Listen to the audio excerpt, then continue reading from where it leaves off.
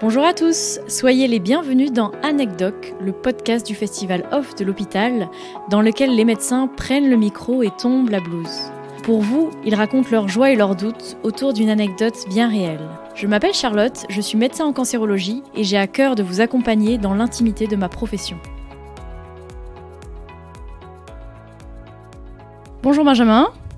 Bonjour Charlotte. Merci beaucoup d'avoir répondu à cette invitation. Je t'en prie. Est-ce que, pour un peu planter le décor, tu peux nous parler un peu de ta spécialité en 2 mots ? Donc, tu es cancérologue dans un institut et aussi, tu as aussi des fonctions en recherche en enseignement. Tu peux nous en dire 2 mots ? L'oncologie médicale, c'est ce qu'on appelle la cancérologie. C'est un métier où, au plan technique, on va prescrire ce qu'on appelle des traitements systémiques. C'est les traitements par voie générale. Parfois aussi par voie locale, mais les traitements locaux sont surtout la chirurgie et la radiothérapie, et ce sont les 2 spécialités avec lesquelles on travaille le plus pour faire une prise en charge qu'on dit pluridisciplinaire. La cancérologie, c'est une discipline qui a la multidisciplinarité dans la peau, parce que on doit prendre toutes nos décisions ensemble. C'est un métier qu'on fait seul à seul avec le patient, mais forcément en équipe. Et puis, l'oncologie médicale, c'est utiliser des traitements qui peuvent être extrêmement dangereux parce que la chimiothérapie, elle peut tuer à haute dose et qu'on utilise à des doses où on ne tue pas le patient, mais on essaye de tuer le cancer. Et on les associe entre eux. Et moi, c'est un truc que j'aime beaucoup. C'est souvent, je demande à mes étudiants quel est le personnage d'un film de Disney auquel ils s'identifient. Je sais pas si t'en as un, toi. Dans Le Roi Lion, probablement, un des lions, Nala, probablement. Bon, alors, je trouve que ça reflète pas mal la personnalité. Moi, c'était Merlin l'Enchanteur, et c'est ce côté le chaudron et mélanger les choses. Je trouve qu'il y a un peu cette magie. Et puis avec les nouveaux traitements, c'est vrai que ça devient réellement magique. Donc sans plus attendre, on rentre dans le vif du sujet. Justement, on a parlé de recherche, ce patient en a bénéficié. Alors, quelle est ton anecdote ? Est-ce que déjà, tu peux un peu introduire cette anecdote en posant un peu le décor ? C'est un patient qu'on prend en charge, parce que c'est l'équipe, en 2010. Donc, il a 55 ans. Il est atteint d'un cancer du poumon qu'on appelle carcinome épidermoïde. C'est une des formes du cancer du poumon qui est localisé dans le thorax, mais trop avancé pour qu'on puisse l'opérer. Puisque la première question qu'on se pose pour un cancer du poumon, c'est est-ce qu'on peut l'opérer ? Et lui, on ne peut pas, le chirurgien n'aurait pas pu tout retirer, et donc on propose une radiothérapie associée à une chimiothérapie. La chimio va augmenter l'efficacité des rayons, la radiothérapie, sur le cancer. Malheureusement, il récidive après ce traitement, il a des métastases, c'est-à-dire que des cellules migrent dans d'autres organes et se développent dans le cerveau et dans la surrénale. Quand il y a des métastases d'un cancer du poumon, la plupart du temps, ça veut dire qu'on ne peut plus guérir. Ça veut dire qu'on vit avec la maladie, mais qu'on ne peut plus débarrasser le patient de la maladie. Alors, dans certains cas, quand il y a très peu de métastases, on peut y arriver, mais la plupart du temps, c'est une maladie chronique et on essaye de la chroniciser le plus longtemps possible. Le patient va donc recevoir une première ligne de chimiothérapie et puis une deuxième ligne de chimiothérapie, et puis on arrive à un moment où, alors qu'il reste en très bon état général, on a moins d'options thérapeutiques. En très bon état général, c'est-à-dire qu'il était en forme, ça veut pas dire fatigué. qu'il mène une vie quasiment normale. D'accord. Alors, pour les lésions cérébrales, pour éviter qu'elles grossissent trop et qu'elles deviennent gênantes, puisque les lésions cérébrales peuvent donner des déficits, des maux de tête, etc., il reçoit une radiothérapie sur l'ensemble du crâne. Et on lui propose un essai thérapeutique avec une immunothérapie. C'est un des premiers patients qu'on a traité avec l'immunothérapie. L'immunothérapie, moi j'aime bien dire que c'est aujourd'hui, celle qu'on utilise, un peu donner un rail de coke au système immunitaire. C'est-à-dire que ça l'excite tellement qu'il va se mettre à reconnaître enfin l'ennemi, puisque le cancer est un ennemi qui arrive à se cacher du système immunitaire. Et là, en l'excitant à ce point, dans 20% des cas, il va reconnaître la cellule tumorale et aller l'attaquer. Alors le défaut, c'est qu'en l'excitant trop, il peut aussi aller attaquer des tissus normaux et créer des effets secondaires, c'est-à-dire des maladies auto-immunes, la thyroïde, des polyarthralgies, etc. Et c'était un des premiers patients qu'on a traité. On lui propose l'immuno, il accepte, c'est une injection tous les 15 jours. Et à 3 mois de traitement, très belle réponse, et tout disparaît. Tout disparaît sur le scanner, on voit plus rien. Tout disparaît sur le Tumeur. scanner. Alors on dit toujours, quand tout disparaît sur le scanner, on dit toujours, ça disparaît sur le scanner, ça ne veut pas dire que ça a disparu dans votre corps. Le scanner, il a une précision qui est de l'ordre de 3 mm. Et j'ai fait un petit calcul, une petite boule de 3 mm, il y a 7 millions de cellules dedans. Cellules cancéreuses, du coup. Cellules cancéreuses. Donc tu vois que le scanner, c'est un outil qui est magique, mais qui a d'énormes limites. En tout cas, son scanner est très bien. Il a des traces de radiothérapie dans le poumon parce qu'il en a eu à ce niveau-là, mais sinon, on ne voit plus de maladie. Et c'est une excellente nouvelle. Et on ne le savait pas, mais on le sait maintenant. Quand on a une si bonne réponse à l'immunothérapie, elle peut durer très longtemps. Dans cet essai, aujourd'hui, on lui ferait 2 ans d'immunothérapie et on s'arrêterait, mais dans cet essai, il n'y avait pas de limite. Donc on le traite, et puis à 2 ans d'immunothérapie, une des métastases se réveille, la surrénale. On lui fait un PET scan, ça confirme qu'il n'y a que de la surrénale malade, et on l'opère. On lui enlève la surrénale, et on continue l'immuno. Et on a un petit peu cette épée de Damoclès au-dessus de la tête, de se dire, il a évolué une fois quelque part, peut-être qu'il faut qu'il garde l'immunothérapie le plus longtemps possible. Et ça fait 8 ans, il en a encore. Et à peu près au bout de 4 ans de traitement, il vient accompagné par sa femme. Il s'assoit, il est en très bon état général, il a une réponse complète, il a une vie normale. Il a très peu d'effets secondaires de l'immunothérapie. Et sa femme me dit, mon mari n'est pas un lapin, vous allez arrêter de lui injecter tous les 15 jours votre produit. Et donc, elle a une perception de l'essai thérapeutique comme certains l'ont, c'est-à-dire comme d'un mari cobaye. C'était un essai où il n'y avait pas de placebo, donc tout le monde recevait l'immunothérapie et à bonne dose. Donc, c'est vraiment ces essais qui sont une chance en plus pour le patient. Alors, on l'explique au départ, mais parfois, parce qu'il n'y a pas beaucoup d'options thérapeutiques à côté, on a une forme de... probablement, on n'écoute qu'une partie des choses et de toute façon, c'est surtout une option thérapeutique en plus et peut-être un moyen de s'en sortir. Et on ne pense qu'à ça et puis avec le recul et parce que ça va bien, on se dit mais finalement cet essai, quel bénéfice il m'apporte réellement. Toujours est-il que j'explique à sa femme que ce qui se passe c'est assez fabuleux parce qu'avec une maladie aussi avancée, il aurait probablement pas dû être face à moi au bout de 4 ans. Et elle comprend qu'il reçoit un médicament qui lui apporte un bénéfice qui est très élevé pour très peu de toxicité. Et donc, ce qui a été étonnant, c'est que l'agressivité, c'est peut-être un peu fort, mais en tout cas, elle était assez vigoureuse, on va dire, quand elle m'a parlé. Elle l'a en fait réadressée à son mari et elle l'a un petit peu secoué pendant la consultation en disant « tu vois, ça va bien ». Donc ça suffit, ces journées entières posées sur le sofa, à fumer, parce que comme c'était un cancer très avancé, le bénéfice de l'arrêt du tabac était discuté avec le patient, il avait choisi de continuer de fumer. Et du coup, avec toutes ces bonnes nouvelles, il continue à fumer, même si on lui avait dit il faut arrêter. Et elle a pas mal secoué, et donc il est sorti de son sofa, il a repris le sport, il a arrêté de fumer. Et surtout, ils ont refait des projets. Parce que la chose que nous, on ne voyait pas tellement, peut-être aveuglé par l'essai thérapeutique, le patient revient tous les 15 jours, il a son scanner tous les 2 mois, on parle des effets secondaires, etc. Mais on est tellement content du résultat, on oublie peut-être de prendre un peu de recul et de dire « et maintenant, vous faites quoi de votre vie ?» Et en fait, c'est ça que sa femme nous a rapporté. Et ça leur a permis de se remettre à vivre normalement. Ce que paradoxalement, ils ne faisaient pas. Et ce qu'on n'avait pas cherché à savoir. Et c'est ça qui me plaît dans cette anecdote, c'est que on peut être à un stade de la maladie où il n'y a pas beaucoup d'espoir et on reçoit la nouvelle qu'il n'y a pas beaucoup d'espoir. Et du coup, on se met dans une dynamique presque de fin de vie. C'est-à-dire, il me reste quelques mois. Comment je vis ces derniers mois au mieux ? Je choisis de continuer à fumer. C'est discutable, mais c'est un choix personnel. Je choisis de voyager le plus possible et de revoir tous mes copains.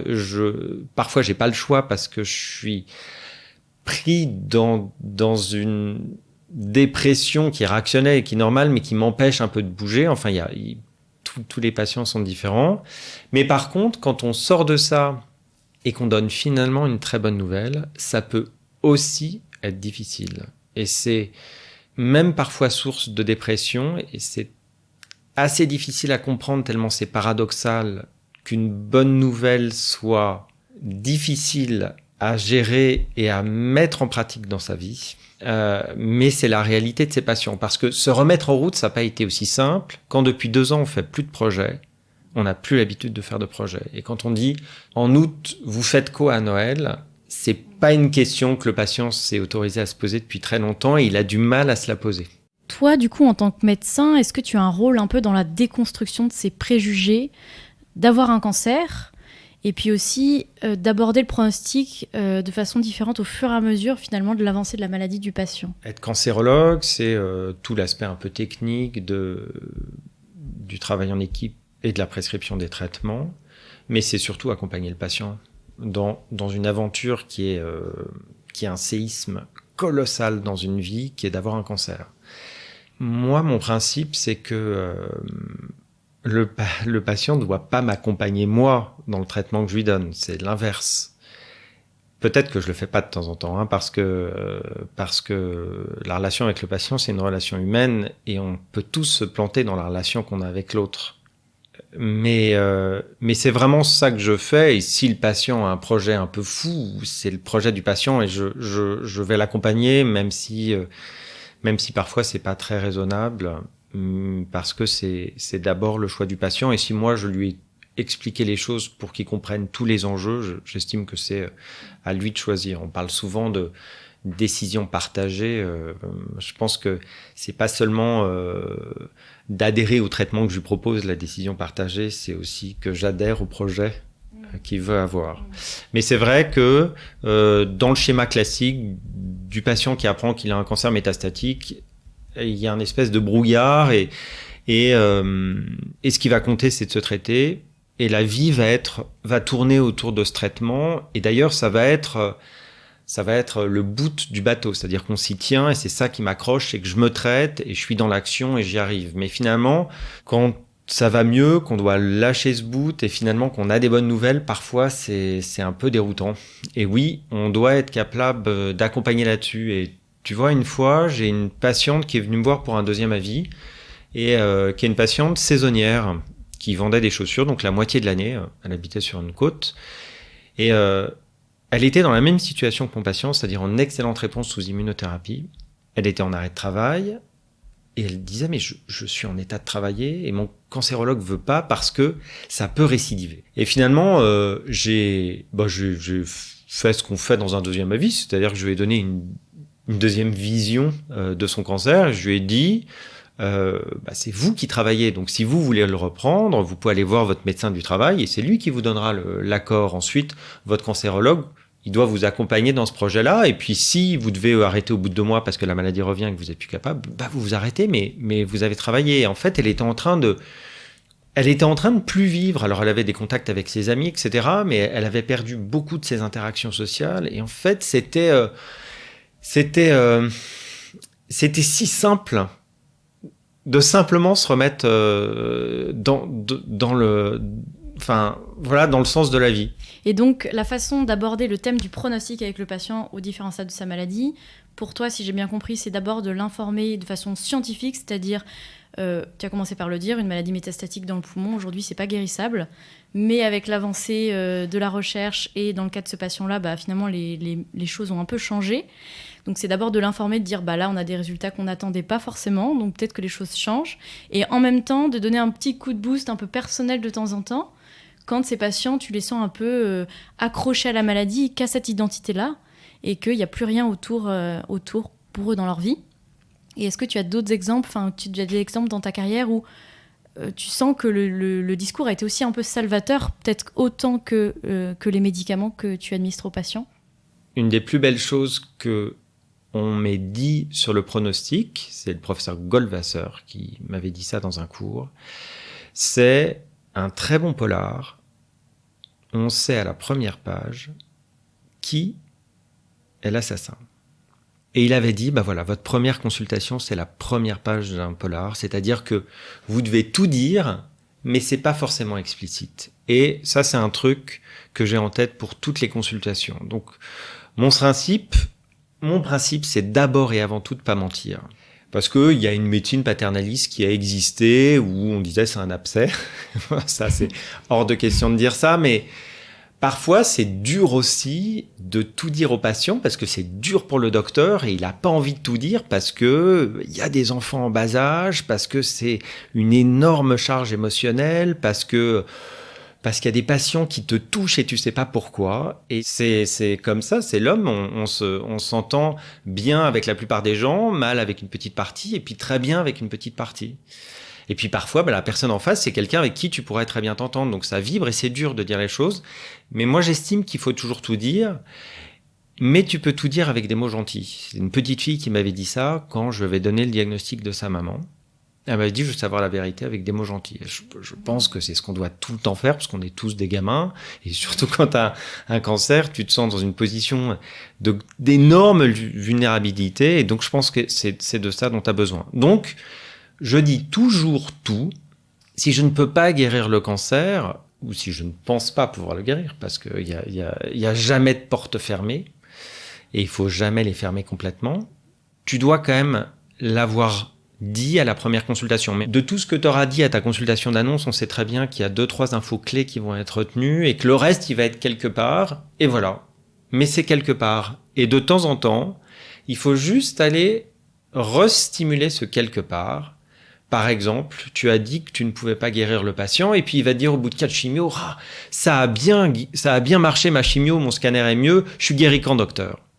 Alors peut-être qu'il n'a pas du tout entendu ce que tu as dit, peut-être qu'il tend une perche pour voir, peut-être qu'il a envie que tu le redises avec des mots gentils que non, tu vas pas pouvoir le guérir et il y a toujours un côté positif. Le verre, il est toujours à moitié plein. Même dans des situations dramatiques, tu peux voir des côtés positifs ne serait-ce que de soulager des symptômes, même si on est en fin de vie. On doit pouvoir apporter un peu de choses positives, même si la situation est compliquée. Donc voilà, moi c'est ma recette, c'est d'être honnête, c'est de regarder dans les yeux. Alors ça, c'est comme ça, je crois que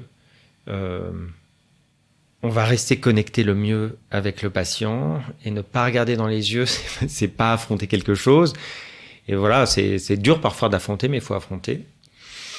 Et puis, dans tout ce que tu dis, il y a des choses que tu penses pas importantes et en fait qui sont capitales. Et cette dame, une dame avocate étrangère qui vient me voir en consultation pour un deuxième avis,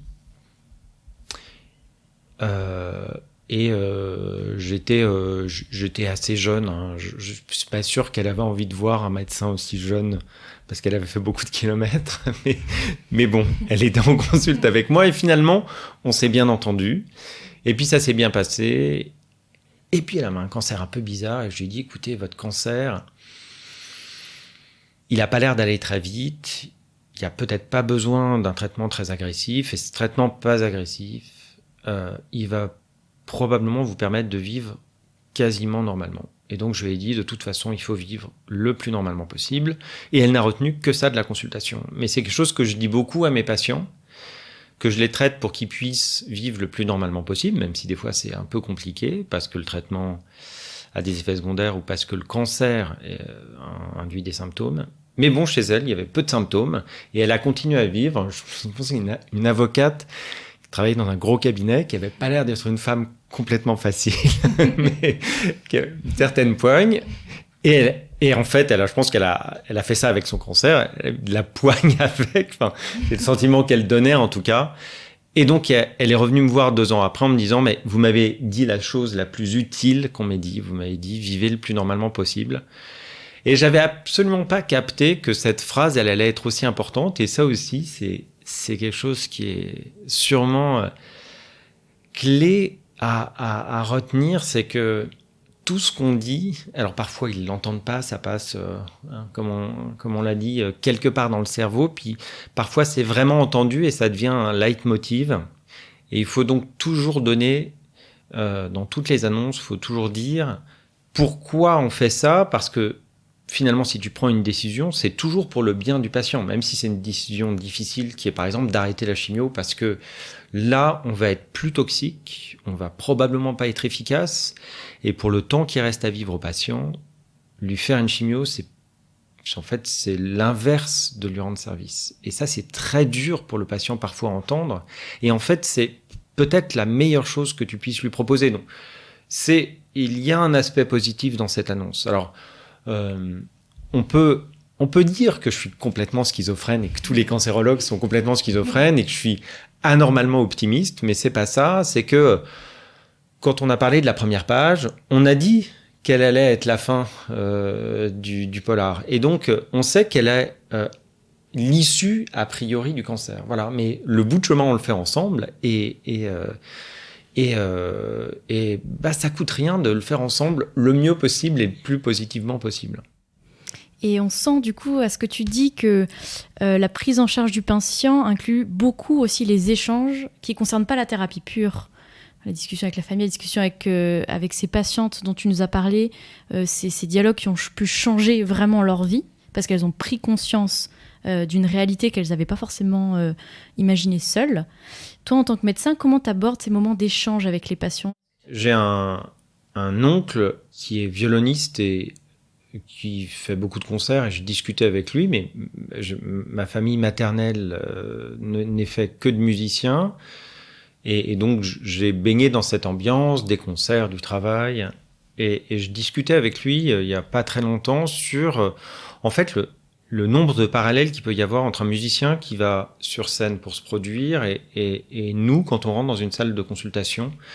Alors évidemment c'est un public large, mais c'est un moment d'échange, la musique, avec chacun dans le public. Et il me disait, des fois, je fais des concerts où j'ai vraiment l'impression que pas grand-chose s'est passé. Et nous, on a le même sentiment en consultation. Parfois, on finit la consultation en disant, j'ai bien fait mon travail, je l'ai fait comme n'importe quel cancérologue. Et qu'est-ce que moi, j'ai apporté dans cette consultation ? Peut-être pas grand-chose. Et c'est absolument pas grave. Hein. On fait partie de la prise en charge globale du patient. On est un des maillons. On n'a pas à être forcément. Chaque consultation est pas un moment qui est forcément inoubliable, on va dire. Mais en fait, il peut l'être pour le patient, alors que toi, tu as le sentiment qu'il l'a pas été. Et c'est ce qu'il me disait, c'est que des fois, il sort de scène en disant. J'aurais pu faire mieux et j'aurais pu faire passer plus d'émotions. Et puis, il y a des spectateurs qui reviennent 15 ans après en disant c'était incroyable ce concert. C'est un moment dont je me souviendrai toute ma vie. Et ce décalage-là, je trouve qu'on l'a aussi. Et c'est un peu le cas là quand je racontais la patiente à qui j'ai dit vivez normalement. Mais je trouve que des fois on mesure pas ça et quand j'ai des collègues qui disent je sais pas si j'ai été bon, etc., je leur dis toujours mais il y a tu sais pas, voilà, et peut-être que tu as été bien meilleur que tu le pensais et peut-être que tu as été bien plus mauvais que ce que tu peux penser aussi, et c'est valable pour moi. Benjamin, tu nous as parlé du parallèle que tu as fait entre la vie en consultation et un concert, et où le patient parfois joue un rôle aussi en consultation, le médecin aussi, et il y a un peu toujours des éléments de jeu dans chaque élément artistique, et en médecine, parfois on dit que c'est la blouse blanche. Comment toi, est-ce que c'est important déjà pour toi d'avoir une blouse blanche quand tu es en face du patient, et puis quel rôle elle a pour toi ? Alors, je pense que c'est important à l'hôpital de porter une blouse parce que c'est un élément qui différencie un patient du personnel médical et non médical et du personnel administratif aussi. C'est juste un élément différenciant qui aide le patient à se reconnaître. C'est surtout important d'avoir un badge sur sa blouse pour savoir qui on est. Ensuite, c'est clairement, tu le vois, pour des docteurs, une armure et un truc derrière lequel ils se sentent bien. Et tu as des docteurs qui ont le stéto autour du cou pour être vraiment docteurs et dire même que ils sont pas aides-soignants par exemple, mais ils sont docteurs. On a la même blouse blanche, mais voilà. Moi, je suis vieux, donc j'ai des cheveux blancs et j'ai pas tellement besoin. Ça fait ressortir les cheveux blancs, la blouse blanche. Non, mais j'ai pas. J'aime bien la blouse blanche et je trouve que ça entrave pas mon rapport avec l'autre. Ma femme est psychiatre et elle met jamais de blouse parce que elle, dans son rapport avec le patient, elle a besoin de pas avoir de blouse parce qu'elle a l'impression que ça entrave quelque chose. Mais c'est son rapport au patient. J'avais un collègue quand j'étais tout petit, un de mes seniors qui mettait jamais de blouse, enfin qui la mettait sur son siège parce qu'il disait je suis en chemise devant le patient et ça me donne plus de proximité. Et je pense que ce qui compte, c'est que le médecin soit le plus confortable possible parce que c'est comme ça qu'il accueillera bien le patient. Et s'il a besoin d'une blouse, il a besoin d'une blouse. Voilà. D'accord. Alors, on a parlé pendant cet épisode un peu déjà de trois domaines qui lient la médecine, qui sont la pratique clinique en consultation, quand tu prescris des traitements, la recherche à laquelle accèdent les patients quand ils sont dans des centres qui en font, et l'enseignement, parce que tu as souvent parlé de tes étudiants, tes internes. Est-ce qu'il y a un rôle, toi, puisque tu fais les trois vu que tu es professeur universitaire, est-ce qu'il y a un rôle dans lequel tu t'identifies le plus ? Je crois que si on choisit médecine, c'est d'abord pour soigner. Et ensuite, on découvre ces autres aspects. Et puis, on en découvre même d'autres, parce que on peut être médecin dans l'industrie pharmaceutique, par exemple, parce que finalement, ce qu'on aime, c'est d'aller de l'autre côté du développement. Enfin, il y a plein de façons d'être un docteur. Et il n'y a pas une façon parfaite. Mais celle qu'on imagine, je pense, quand on choisit, moi je choisis juste avant le bac, à 18 ans, c'était d'abord être docteur. Enfin, c'était ça l'idée que j'avais en tête. Et j'aime toujours autant ça. Alors, on peut se lasser d'être docteur peut-être, parce qu'on peut peut-être se sentir un peu fragilisé d'être docteur à un moment de sa vie, et peut-être qu'on a envie de faire autre chose, et finalement d'avoir toutes ces facettes de son métier, ça peut peut-être permettre de prendre un peu plus de recul sur une activité qui peut être très envahissante dans la vie quotidienne. Surtout en cancérologie, peut-être ? Je sais pas. Il y a un investissement émotionnel minimum ? Eh ben, est-ce que tu trouves ? Oui. Tu trouves ? Oui.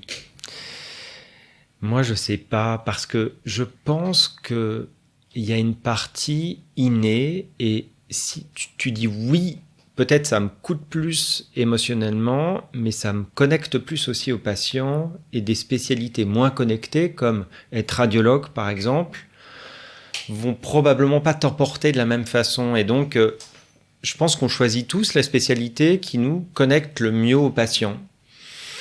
Un patient qui est neurologue et qui va par exemple suivre un patient sur 20 ans avec une maladie neurologique dégénérative, je trouve que c'est admirable, et je ne sais pas si je pourrais le faire, parce que c'est 20 ans de main dans la main avec une maladie qui peut-être va dégénérer sans qu'on puisse jouer là-dessus.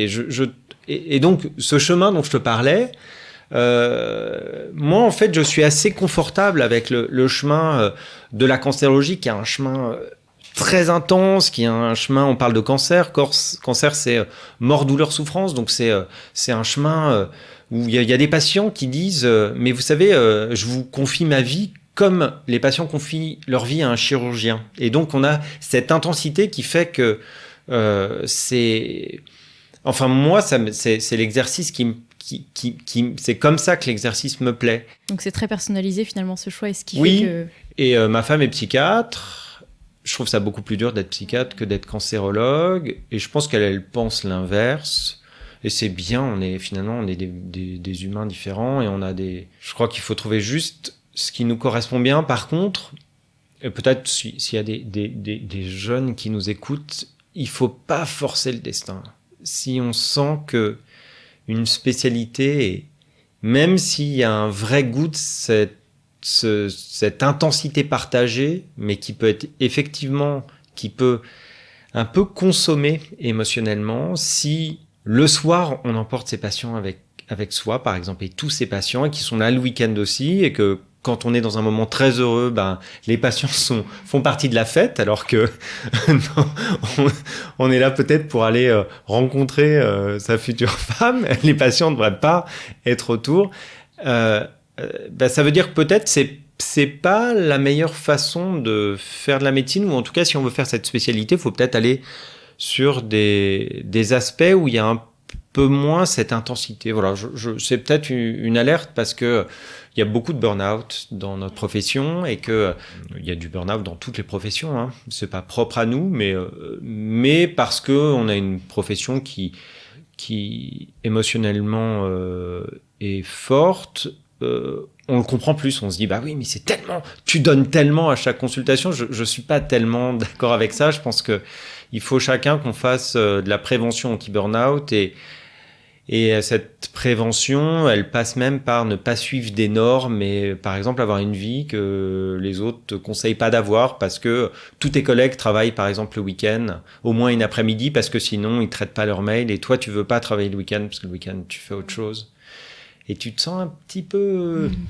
Un peu coupable. Un peu coupable en disant peut-être je devrais bosser. Ben non, en fait, c'est pas le moment de bosser. Ouais, donc ça, c'est une personnalité dans une spécialité, mais c'est aussi des aménagements de la vie personnelle pour contrer un peu aussi toute la charge émotionnelle que le métier peut engendrer dans sa vie à côté de l'hôpital. Bah c'est... Ouais, alors c'est... J'ai été interne il y a 20 ans.